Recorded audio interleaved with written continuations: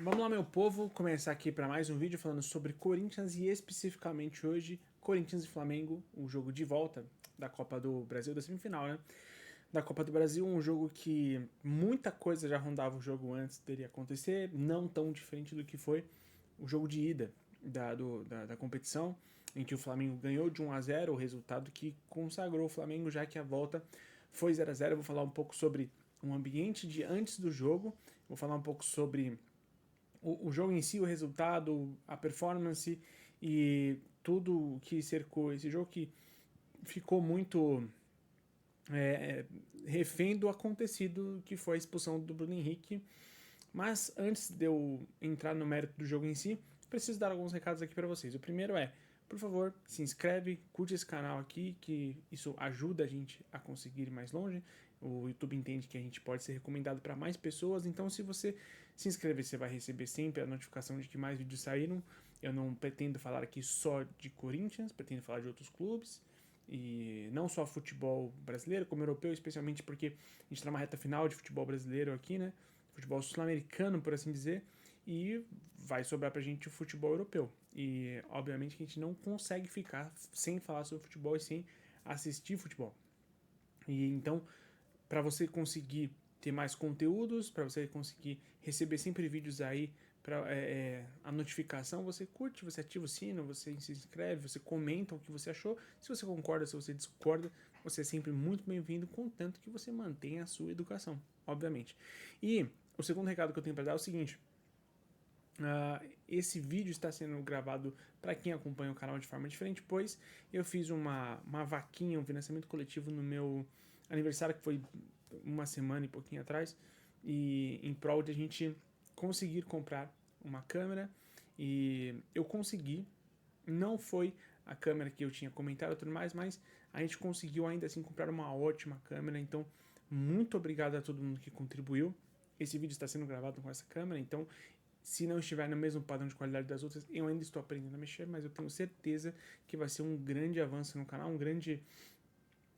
uma grande forma de o conteúdo ficar muito melhor, muito mais agradável para vocês, certo?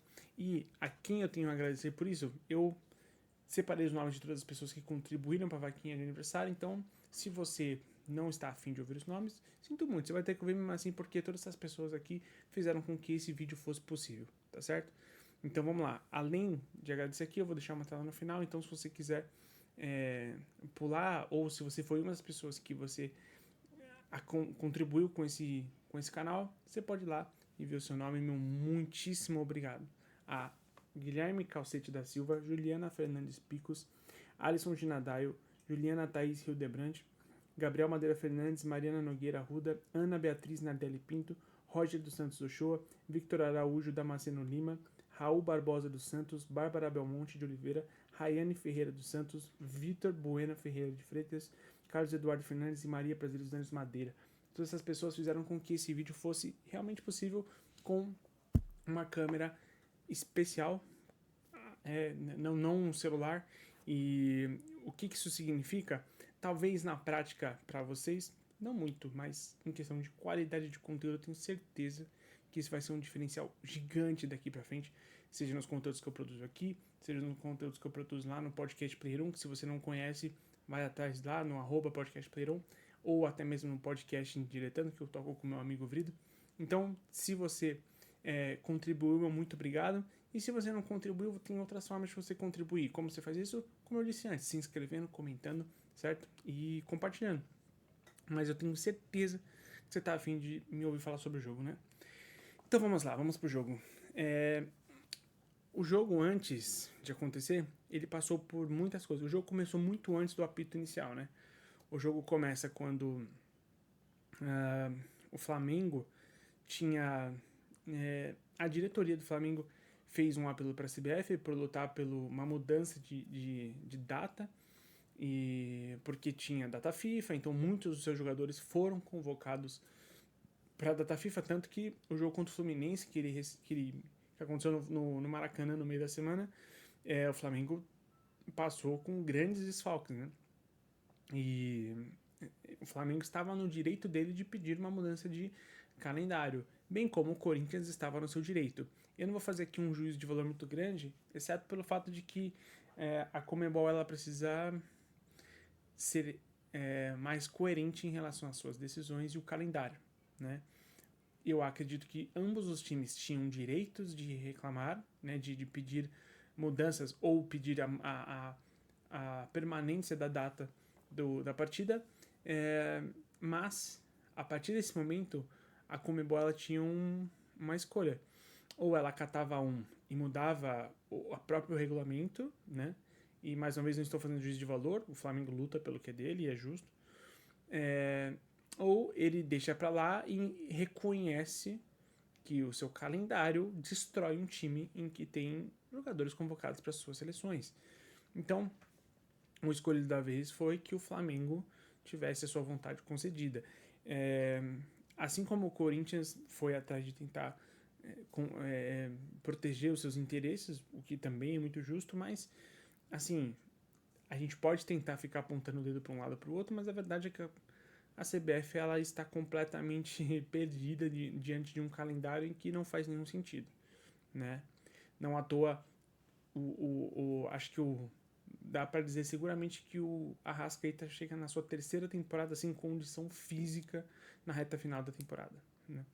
Então, não só isso, como tantos outros jogadores, tantos fatores que vai evidenciando o que a gente já sabe, que esse calendário de futebol brasileiro é terrível.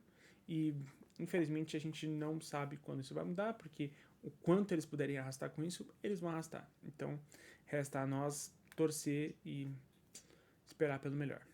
Agora, sobre ainda antes do jogo, eu quero aqui fazer uma pequena provocação a respeito de como conduz futebol essa diretoria do Flamengo, tá? Eu não vou questionar em relação a títulos, em relação a nada disso, porque né, os números estão aí, são títulos de Libertadores, de Campeonato Brasileiro, de Copa do Brasil, enfim, que são conquistas muito valiosas e claro que isso entra para a história do clube como uma coisa grandiosa, mas eu queria colocar em perspectiva aqui a forma de conduzir futebol dessa diretoria do Flamengo que é muito conflituosa. Não só em relação às suas ações na hora de recorrer à CBF, não só teve tempos atrás em que ela foi buscar através de outros meios que o futebol voltasse em meio à pandemia, em um momento muito grave, né, de contágio da pandemia do coronavírus. Houve momentos em que essa diretoria foi buscar justiça comum e não esportiva. Então, eu acho muito delicado a forma em que essa diretoria conduz o futebol. E aqui não tem nada a ver com relação ao resultado, isso eu poderia falar em qualquer momento antes do jogo ou depois do jogo, mas a impressão que eu tenho é que essa diretoria do Flamengo, vale lembrar, não estou me referindo à instituição Flamengo, mas essa gestão do Flamengo que já está no poder há uns 6 anos, né? 5 anos, né? Por aí. Eu queria questionar para vocês a seguinte coisa, tipo, qual que vocês acham que é o maior intuito dessa diretoria? Qual vocês acham que é o maior objetivo? Porque ela busca a rivalidade de forma, eu vou colocar aqui, de ostentação com todos os clubes com quem ele vai enfrentar em decisões, busca uma rivalidade conflituosa, uma rivalidade virulenta, não é uma rivalidade normal, não é uma rivalidade de cultura comum, é uma rivalidade que se baseia em bastidores de lobby, de alfinetadas, que não cabe à diretoria recorrer a esse tipo de coisa. É uma diretoria que recorre a todo tempo rivalidades para se manter em evidência de forma, entre grandíssimas aspas, acima das demais. E isso, para mim, é uma coisa que faz muito mal ao futebol. Muito mal ao futebol. Foram várias as ocasiões em que soltaram nota de arbitragem pouco antes do jogo, estratégia clássica para desestabilizar. vale lembrar, não acho que o jogo teve uma arbitragem ruim, mas vale lembrar que o juiz, um dos componentes da comissão de arbitragem, foi um juiz que já foi é, flagrado em um caso de estar numa live da Twitch falando que o Corinthians tinha mais é que se mesmo. Então a CBF também dá essa bola fora de forma gratuita, era só não colocar para participar do jogo. E isso, se não for cabível, algum tipo de punição por esse tipo de comportamento, quando você claramente representa uma instituição que deveria ser imparcial, né? Mas esse é o reflexo de todo o jogo, e eu já falei pra caramba e nem cheguei no jogo jogado em si. Mas eu queria realmente fazer essa provocação para vocês a respeito do que é essa diretoria do Flamengo. Porque é uma diretoria que não trata o futebol e eu não estou nem tentando ser ingênuo ou romântico sobre como as pessoas deveriam tratar futebol, mas é uma forma de tratar futebol que vai muito além de uma simples rivalidade. Vai além de subjugar, vai num viés de se manter em evidência com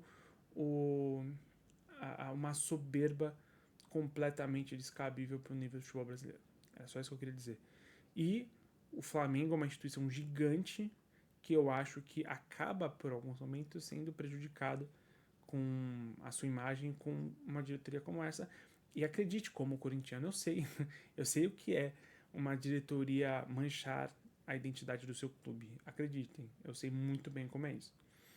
Dito isso, meu povo, vamos pro jogo. O jogo começa com uma vantagem do Flamengo de 1-0, com o jogo que tinha rolado lá no Maracanã, o gol do Alexandro. E o jogo, curiosamente, eu acho que no início é um jogo muito bom, muito estudado, né, muito tenso. Tem um gol anulado do Flamengo por mais uma vez, cara, questões de milímetros. A gente já tinha falado a respeito disso, de um gol do Gabigol na partida de ida. Aqui no canal a gente tinha falado do gol do Internacional, né, do gol do Corinthians contra o Internacional no Campeonato Brasileiro, em que o gol do Yuri é anulado também de forma...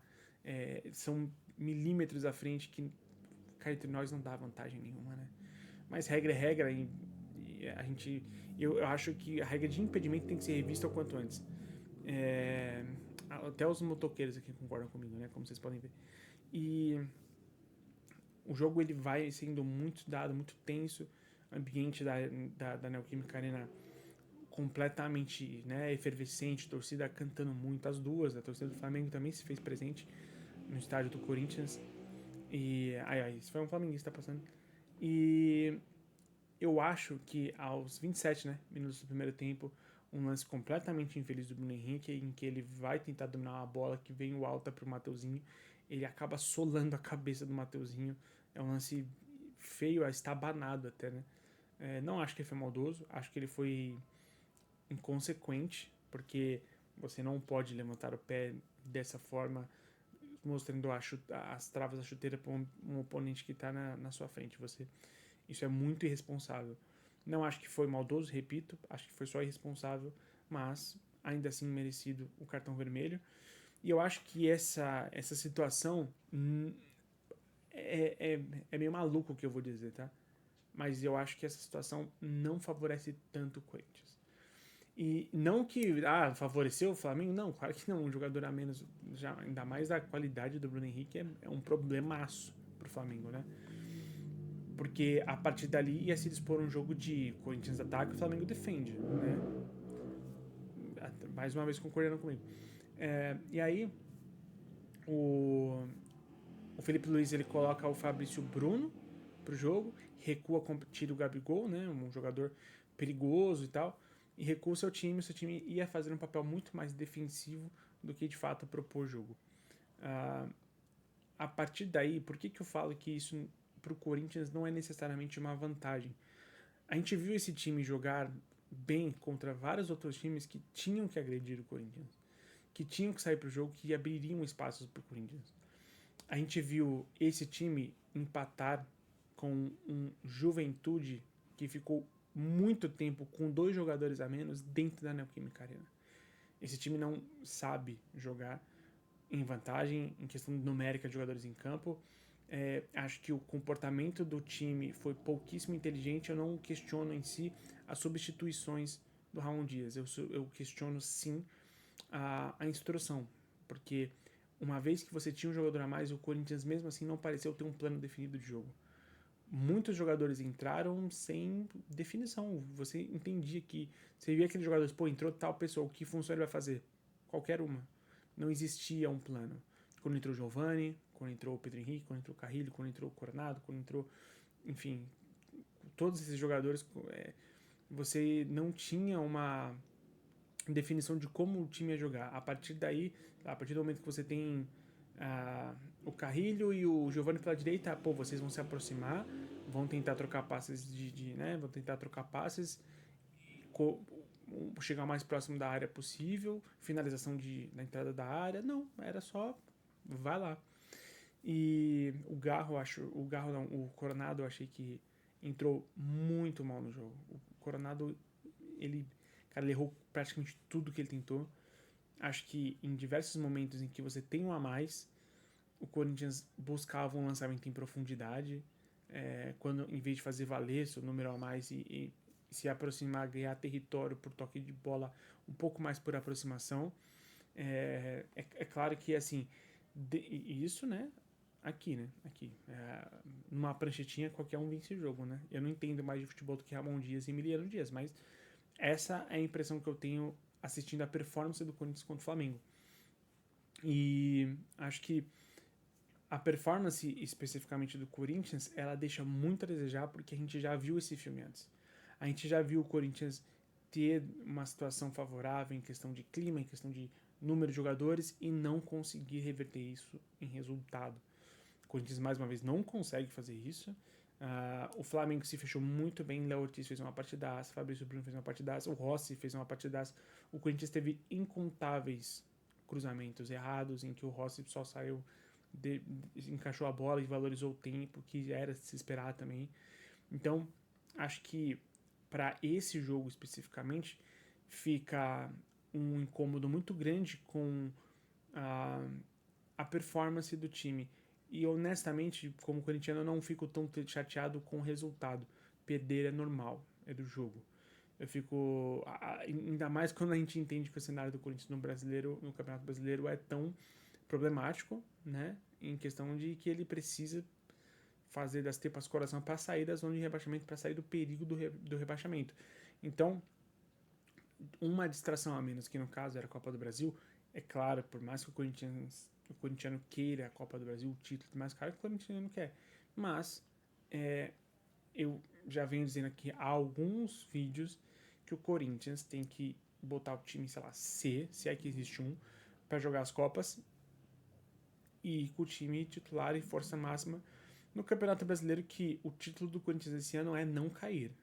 Esse é o verdadeiro título do Corinthians. De nada vale um título de Copa Sul-Americana se o Corinthians for rebaixado. Absolutamente nada vale. Então, esse é o retrato que eu tenho do jogo. Acho que, por parte do Corinthians, quem foi bem? O Garro foi muito bem. Acho que o Mateuzinho foi bem. E acho que o Yuri Alberto, em alguns momentos, foi bem. Em alguns momentos. Mas, por parte do Flamengo, acho que a defesa do Flamengo foi muito bem. E o Gerson tá numa fase inacreditável, né? O Gerson muito bem. O Gerson parece que todas as decisões que ele toma são as certas. Assim, praticamente tudo que ele faz dá certo. Seja um giro, uma proteção, uma tentativa de drible, uma ultrapassagem, um passe. Parece que tudo que o cara faz vai funcionar, né? E o Corinthians acaba sendo eliminado dentro da sua casa, num resultado de 0-0, que é frustrante, né? Para um torcedor que lotou o estádio, mas traz uma realidade, né? De que esse time não está pronto. Antes do jogo, você teve os resultados de meio de semana em que o Corinthians goleou o Atlético Paranaense e o Flamengo perdeu para o Fluminense. Muito se falava a respeito dos ânimos, de como cada clube chega para a decisão, mas se a gente for pensar bem, a gente está falando de um time que